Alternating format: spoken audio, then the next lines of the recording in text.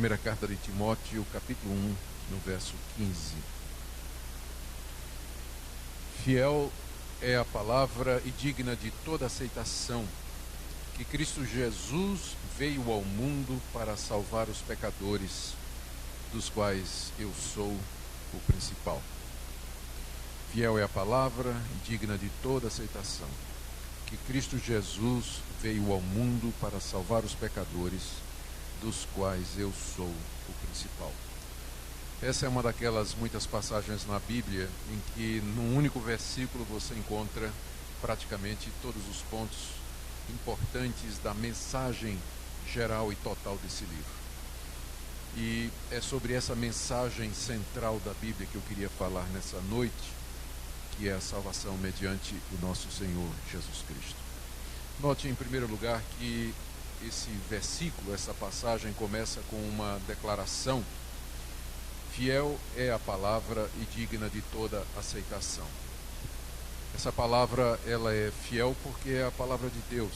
Ela não é a palavra de homens, embora Deus tenha usado pessoas para escrever a Bíblia. Usou pessoas de épocas diferentes, culturas diferentes, que escreveram em linguagens diferentes, muitas não se conheciam, mas por detrás de cada uma delas estava Deus, o Criador dos céus e da terra. Porque Ele queria se comunicar conosco, Ele queria fazer conhecer a sua vontade, Ele queria se dar a conhecer, Ele queria nos dizer a verdade a nosso respeito, Ele queria falar de coisas que de outra maneira nós não saberíamos, não fora esse Deus nos ter dado essa palavra. E ela é uma palavra fiel, no sentido de que tudo o que está escrito nela é verdade. Todas as promessas feitas aqui haverão de se cumprir. Todas as profecias haverão de se realizar. Quem confia nessa palavra, vive por essa palavra, jamais se decepcionará. Embora a Bíblia tenha sido escrita por homens, esses homens foram inspirados por Deus. E nesse sentido, a Bíblia é diferente de qualquer outra literatura.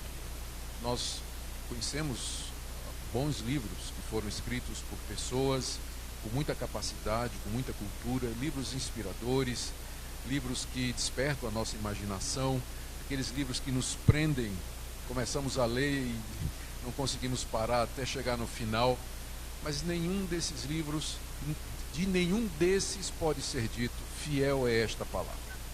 Só tem um livro no mundo do qual se pode dizer, essa palavra é fiel. Você pode apostar a sua vida nessa palavra, porque é a palavra de Deus. Ela não é uma palavra humana no sentido de que ela é falha, de que ela é cheia de erros, ou que ela é limitada, ou que ela é perecível. Mas por ser a palavra de Deus, ela dura para sempre, ela é verdadeira, e você pode confiar a sua vida nela. É por isso que logo em seguida, depois de dizer que a palavra é fiel, é dito que ela é digna de toda aceitação. Aceitar aqui significa ouvir, compreender e receber no coração. Aceitá-la como verdadeira, dar as boas-vindas. Ela é digna de toda aceitação. Isso significa que porque ela é a palavra fiel de Deus, todos podem aceitá-la. É digna de uma aceitação completa da parte de todas as pessoas do mundo, de qualquer raça, de qualquer pano de fundo social, homens, mulheres, crianças, todos que podem ler, compreender, ouvir e entender, podem aceitar essa palavra, porque ela é fiel, porque ela é verdadeira, ela pode fazer a diferença na sua vida. E essa diferença é uma diferença não só aqui nesse mundo, mas também na eternidade. Na eternidade. Ela é digna de toda aceitação. Não somente a palavra toda aqui significa aceitação da parte de todas as pessoas, mas aceitação do ser humano completamente. Aceita com a sua mente, com o seu coração, com as suas emoções. Aceitar sem reservas e, como eu já falei, apostar, se eu posso falar assim, apostar a sua vida no que está escrito aqui. E o que está escrito aqui, que é tão importante e que é digno de toda aceitação, são uns 2 ou 3 pontos que eu queria destacar aqui.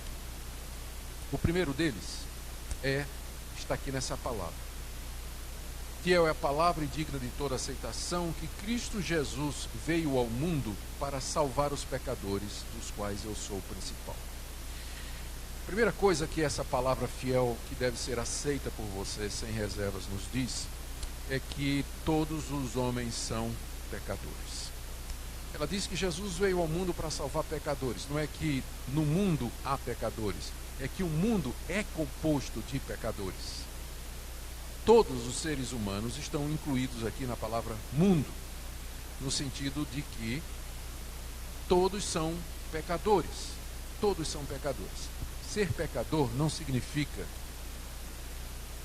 ser uma pessoa má, porque você vai encontrar muita gente que é boa, né? Mas que é pecador diante de Deus.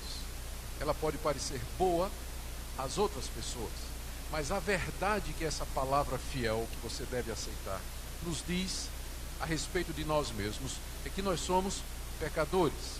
Pecador, de acordo com essa Bíblia, de acordo com essa palavra Bíblia, de acordo com ela, é aquela pessoa que quebra a lei de Deus, que transgride os mandamentos de Deus. E essa palavra nos dá esses mandamentos. Como eu disse, ela é a revelação que Deus fez de si mesmo. E Deus nos diz o que é que Ele gosta e o que é que Ele não gosta aqui nessa palavra. Por exemplo, não façam imagens de escultura, não tenha outros deuses, não carreguem ou levem ou pronunciem o meu nome em vão. Lembra do dia de descanso para o santificar. Honra seu pai e sua mãe. Não matarás, não adulterarás, não furtarás, não mentirás, não cobiçarás qualquer coisa que seja do próximo. Pecado é tudo que não está conforme à lei de Deus. É tudo que é feito e que ou quebra a lei de Deus ou deixa de fazer aquilo que essa lei manda. Então, nesse sentido, não tem ninguém aqui nessa noite, em pé ou sentado, embaixo ou na galeria, ou aqui em cima, que não seja considerado por Deus um pecador. Porque todos nós, em algum momento da nossa vida, desde cedo, de muitas maneiras, por pensamentos, palavras e por obras, quebramos a lei de Deus. Desobedecemos a Deus em algum ponto, ou em muitos, ou até em vários, se não em todos, que é o mais provável.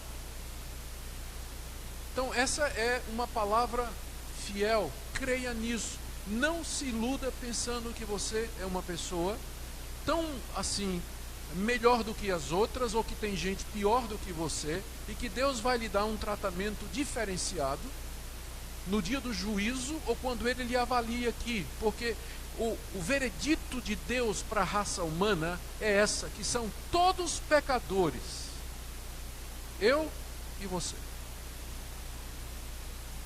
Mas continua aqui dizendo que Cristo Jesus veio ao mundo para salvar os pecadores. Se Cristo Jesus veio ao mundo para salvar pecadores, significa que os pecadores estão perdidos. E essa é a segunda má notícia que essa palavra fiel nos traz. Somos todos pecadores. E você diz, sim, e daí? Daí que o problema com ser pecador é que você está perdido. Eu estou perdido, você está perdido. Senão Cristo não viria salvar. Por que Cristo viria salvar pecadores se pecadores não precisam de salvação? Pecadores precisam de salvação. Eles precisam primeiro ser salvos da culpa. Porque na hora que eles quebram a lei de Deus, eles se tornam culpados diante de Deus. E porque eles estão culpados diante de Deus, eles estão sujeitos ao castigo. E o castigo que Deus tem para os pecadores é a morte eterna. É o sofrimento eterno, afastado da presença dele por toda a eternidade, naquele lugar que a Bíblia chama às vezes de inferno, às vezes de local de tormento, às vezes de Sheol, há vários nomes, mas todos eles dizem a mesma coisa. É o local onde irão os pecadores culpados diante de Deus por terem quebrado a sua lei, longe da presença de Deus, onde o sofrimento será para todos sempre. Então, pecadores precisam ser salvos da sua culpa, porque senão é isso que os aguarda. Eles precisam ser salvos da sua natureza pecaminosa, da sua tendência de sempre fazer o que é errado. Porque ser pecador não é apenas cometer atos errados, mas é termos vontade dentro de nós de fazermos esses atos o tempo todo. E nós precisamos ser salvos disso. Precisamos ser salvos disso.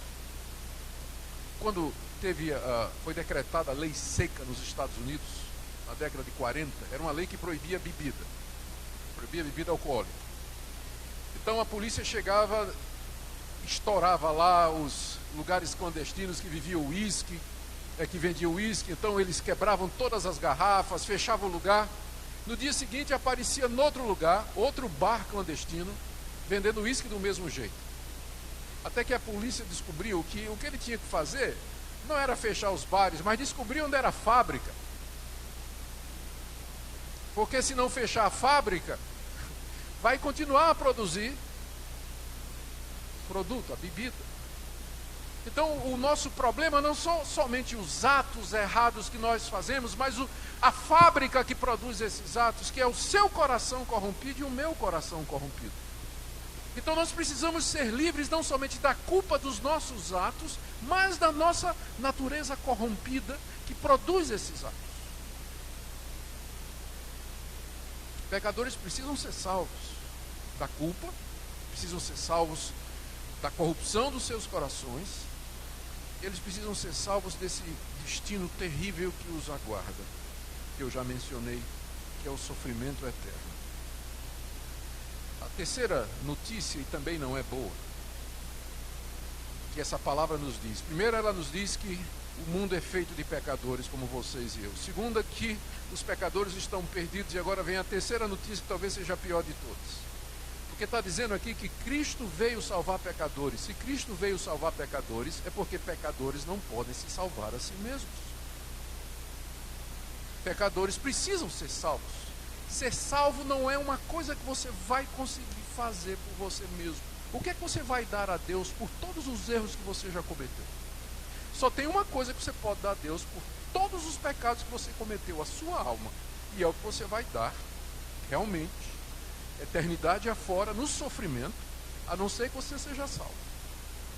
Você não tem nada a dar a Deus. Como é que você vai pagar por todos os erros, pecados, pensamentos sujos, intenções, palavras, gestos? Você fez sua vida toda diante de Deus, um Deus santo que conhece tudo, que vasculha o interior do seu coração, a parte mais escondida da sua mente. Quem pode ficar em pé diante desse Deus e dizer, eu não tenho culpa? Pecadores não podem se salvar. Tentar se salvar é a mesma coisa de você querer se levantar puxando os cordões do seu sapato. Já tentou? Às vezes as crianças pensam que podem fazer isso, né? Puxar o cordão do sapato para ver se elas... É a mesma coisa, as tentativas do pecador de tentar se salvar da culpa, da corrupção e do inferno que lhe aguarda. Não há nada que você possa fazer. Suas boas obras, elas não são boas na verdade, porque eu já disse que nós temos esse coração inclinado para o mal. Quando você faz uma boa obra, aquela boa ação, aquela atitude que você pensa que é boa, ela está manchada pelo pecado. É a mesma coisa você chegar em algum lugar, numa festa, e de repente uma pessoa com lepra nas mãos lhe oferece um bolo de chocolate. O bolo de chocolate é maravilhoso, mas as mãos... As suas boas ações são bolo de chocolate em mão de leproso para Deus. Ele está olhando não o bolo que você está oferecendo, mas a sua mão, a mão de um pecador. Então suas obras não têm valor nenhum diante de Deus para resolver esse problema da salvação. Fazer caridade, você nunca vai conseguir fazer caridade em quantidade suficiente para cobrir os seus pecados, ainda que você passasse a vida toda gastando a fortuna do maior milionário do mundo. Realmente não há nada que nós possamos fazer. Ainda bem que agora começam as boas notícias, né? Essa palavra fiel, digna da sua aceitação, ela diz que nós somos pecadores, que nós estamos perdidos, que nós precisamos de salvação e que nós não podemos salvar a nós mesmos. Mas agora vem a boa notícia. Está dizendo aqui, Cristo Jesus veio ao mundo para salvar pecadores. É isso que Jesus Cristo veio fazer no mundo. E aqui vem a boa notícia. Eu quero que você creia nessa palavra e que você a aceite plenamente. Que essa foi a razão pela qual Jesus de Nazaré veio ao mundo. Ele veio salvar pecadores, porque pecadores estão perdidos e não podem salvar a si mesmos. Foi isso que ele veio fazer. As pessoas às vezes pensam em Jesus como um grande homem, como um profeta, como um reformador da religião judaica. Ele pode de tudo isso ter feito um pouco, mas essa não foi a razão principal pela qual Jesus Cristo veio ao mundo. Ele veio ao mundo para salvar pecadores perdidos, como vocês e como eu. Foi essa a razão da sua vinda. E ele foi mandado pelo Pai para isso, por Deus Pai. Ele veio enviado de Deus com essa missão. Foi isso que ele veio fazer no mundo. As pessoas às vezes olham para Jesus, ou então olham para a questão da religião, do cristianismo, e acham que ser cristão é simplesmente assim: eu só sigo Jesus e eu gosto de Jesus. A religião boa mesmo é amar a Deus e amar o próximo como a si mesmo. Essas coisas são importantes, mas não é essa a essência da verdade. Não é isso que vai resolver seu problema com Deus. Cristo veio ao mundo salvar pecadores, veio em missão de resgate. Foi isso que ele veio fazer. Ele veio em missão de resgate, salvar pecadores que não poderiam ser salvos de outra maneira. E como é que ele fez isso? Como é que ele salva? Cristo salva pecadores resolvendo ou indo à causa pela qual pecadores estão perdidos. Por que nós estamos perdidos e precisando de salvação? Por causa dos nossos pecados. Porque nós somos pecadores. Porque nós somos membros de uma raça corrupta, corrompida e condenada diante de Deus, porque pecamos desde os primeiros pais, Adão e Eva, até o dia de hoje. Não teve um descendente, à exceção de Jesus Cristo, que não tenha quebrado a lei de Deus. Então ele veio para resolver esse problema. E como é que ele fez isso? Ele tomou sobre si, Deus o colocou como representante. E na cruz do Calvário, ali, Cristo sofreu e pagou a culpa do pecado. Ele experimentou no seu corpo, na sua alma, as dores e o castigo penoso por conta da desobediência que nós fizemos diante de Deus. Como está escrito em outras passagens da Escritura, ele levou sobre si as nossas transgressões. Ele foi moído pelos nossos pecados.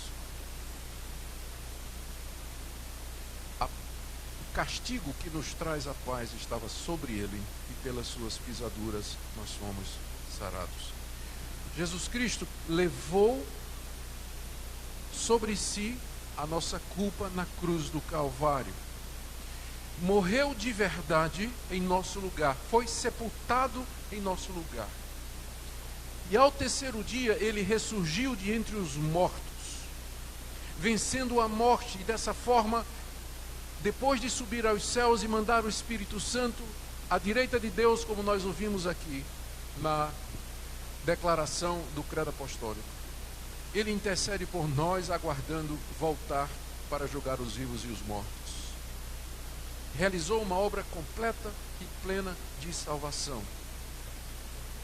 Cristo Jesus veio ao mundo para salvar pecadores. Isso ele fez há 2000 anos atrás. Olha como o apóstolo Paulo, que escreveu estas palavras, olha o que ele diz no final desse credo. Cristo veio ao mundo salvar pecadores, dos quais eu sou o principal. O homem que escreveu estas palavras disse que ele era o principal dos pecadores.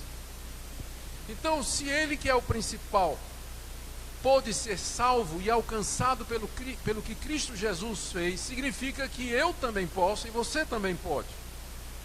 Quando Paulo disse estas palavras, já fazia talvez 15, 20 anos, talvez um pouco menos, que Jesus Cristo já tinha morrido. Paulo não chegou a conhecer Jesus. Mas de que maneira o que Cristo fez na cruz salvou esse homem? Porque esse homem, para quem não conhece a história dele, o homem que escreveu isso aqui, ele foi um grande perseguidor dos cristãos. Ele não acreditava que Cristo era o Filho de Deus, o Salvador do mundo. Ele tinha raiva daqueles que acreditavam em Jesus e fez o que pôde para acabar com a fé daqueles que tinham confiado em Jesus e tinham encontrado perdão. Um dia ele se encontrou com esse Salvador. Um dia Cristo lhe apareceu e o perdoou e o salvou dos seus pecados. E Paulo passou a olhar para a sua vida e de uma perspectiva diferente. Antes ele era uma pessoa arrogante que não acreditava em nada, mas agora, depois que Cristo o salvou, ele olha para si e diz: eu sou o pior dos pecadores, ninguém foi tão ruim quanto eu. É assim que pensa uma pessoa que foi salva de verdade. Você quer saber? Você quer a resposta a essa pergunta? Como é que eu sei que Cristo me salvou e que eu estou salvo? A resposta é: como é que você se vê? Como é que você se interpreta? Como é que você se entende? Se você é capaz de dizer, como o apóstolo Paulo: eu sou um pecador e dos piores, eu não tinha esperança nenhuma, não tinha expectativa nenhuma, tenho certeza que jamais poderia me salvar, mas Cristo tomou meus pecados na cruz, ressurgiu dos mortos, me perdoou completamente, me levou a ter essa comunhão, esse relacionamento com Deus. Só uma pessoa que foi salva por Jesus Cristo pode dizer isso que Paulo está dizendo aqui, se considerar o pior de todos. Essa pessoa olha para os outros e não diz assim: eu sou melhor do que aquele. Uma pessoa que foi salva por Jesus, ela tem essa visão correta de si mesmo: eu sou um pecador. E ele sempre tem a tendência de olhar as outras pessoas como melhores do que ele. Por isso ele não é arrogante, ele não é orgulhoso, ele não é prepotente, porque ele sabe que é um pecador perdido, salvo pela graça e a misericórdia de Deus. Aqui você tem em resumo o Evangelho. Essa é a palavra fiel e digna de toda aceitação. Foi isso que Cristo Jesus veio fazer. Você é um pecador, você está perdido, você não pode fazer nada por você. Sua única esperança é o que Cristo veio fazer. A missão de resgate dele consistia em dar a vida dele na cruz, sofrer a nossa dor, levar a nossa culpa, ser moído em nosso lugar. Foi feito pecado em nosso lugar. Ali nele Deus descarregou a sua justa ira pelo pecado, e a justa punição dos nossos pecados foi aplicada a Jesus. E agora Deus nos oferece o perdão através de Cristo. Significa que se hoje à noite, você sendo membro de igreja ou não, tendo sido criado na igreja ou não, eu vivi na igreja, fui criado na igreja, cantei em coral, passei por todas as experiências que um adolescente pode passar. Fui líder de mocidade, mas eu não era crente, me converti aos 22 anos de idade, estava na igreja, mas não era. Então o fato de você estar na igreja não significa muita coisa com relação a isso, porque tem gente que é membro de igreja e não é salvo de verdade. Mas o que eu quero dizer é que nessa noite, se você reconhecer isso, que você é um pecador de verdade, que você está perdido, que você é o principal pecador. Eu sei que tem gente que quando viu isso, eu sou o principal pecador, já olhou de lado assim: cadê fulano? Não. Se você fez isso, então está perdido mesmo, né? Está perdido mesmo. Mas se no fundo do seu coração, quando fala aqui principal pecador, você diz: não, Paulo, você está errado, você não foi o principal pecador sou eu. Você está no seu coração, você diz isso, e você está arrependido dos seus pecados, convencido que você ofendeu a Deus, e que não há nada em você que você possa fazer. Se você pode entender isso, então você também pode entender que nessa noite Cristo veio salvar pessoas como você, pessoas que estão dispostas a confessar o seu pecado, a reconhecer a sua pecaminosidade e aceitar esta palavra plenamente. Ela é digna de toda aceitação, que você a aceite, porque é só isso que pode salvar você do sofrimento eterno e de todas as demais consequências do pecado, aqui nesse mundo e no mundo vindouro, depois da sua morte, no fim dos tempos, no dia do juízo. Só Jesus, não há outro. Você me pergunta: como é que eu faço isso? Se você de fato tem convicção de pecado, arrependimento pelo que você é e pelo que você tem feito, você pode se chegar a Jesus, a Deus mediante Jesus, e dizer isso para Ele. Eu sei que sou um pecador, careço de perdão e de salvação. Aceita-me. Eu não estou pedindo para você aceitar Jesus, não. Eu estou dizendo que você tem que ir a Deus e dizer e pedir para Ele aceitar você.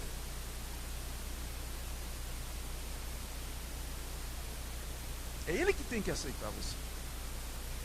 E você vai chegar a Ele e vai dizer: eu sou um pecador, não mereço nada, não mereço nem que o Senhor ouça a minha oração, mas o Senhor já me deu uma prova do seu amor quando mandou Jesus salvar pecadores, então salve-me porque eu sou um desses. Não, eu sou o pior deles. Quem sabe Deus vai ouvir sua oração. Quem sabe nessa noite Ele vai perdoar os seus pecados e vai dizer: sim, eu mandei meu filho exatamente salvar pecadores como você.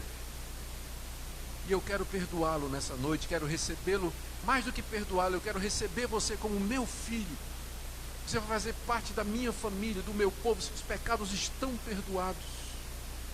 Eu vou lhe dar o meu Espírito Santo que vai ajudar você a vencer a força do pecado na sua vida. Eu vou lhe ensinar a viver diariamente como filho meu, até aquele dia em que eu vou lhe receber depois da morte na minha presença, e você vai viver comigo para todo sempre na felicidade eterna que você não pode nem imaginar, você não tem nem ideia do que é. É algo que jamais subiu no seu coração.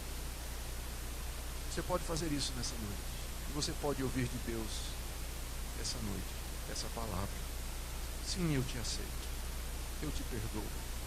Venha, meu filho, entre no meu reino, faça parte da minha família. Você está perdoado. Vai, não peque mais. Você quer isso? Venha a Deus nessa noite, mediante Jesus Cristo. Vamos orar. Ó Deus, por favor, em nome de Jesus, aceita pecadores nessa noite. Pecadores que estão aqui, talvez não estão nem conscientes do terrível perigo que correm, da eternidade que se aproxima cada dia que passa. Filhos de crentes criados na igreja, mas que nunca de fato se arrependeram dos seus pecados, nunca nasceram de novo. Pessoas que talvez estão na igreja há tantos anos e nunca entenderam isso. Senhor, que nessa noite a tua luz brilhe, e que pecadores de joelhos se cheguem a ti, suplicando perdão e aceitação, confiados nessa palavra que é fiel, e plenamente aceitando o que Jesus fez na cruz em seu lugar. Ó Deus, te damos graças porque tu perdoas pecadores, até o principal. Te damos graças porque tu recebes aqueles que durante a vida toda entristeceram o Senhor com suas desobediências. Te damos graças porque tu és bom. Apesar dos nossos pecados, mandastes um Redentor, um Salvador. E no nome dele nós oramos, te agradecemos. Amém.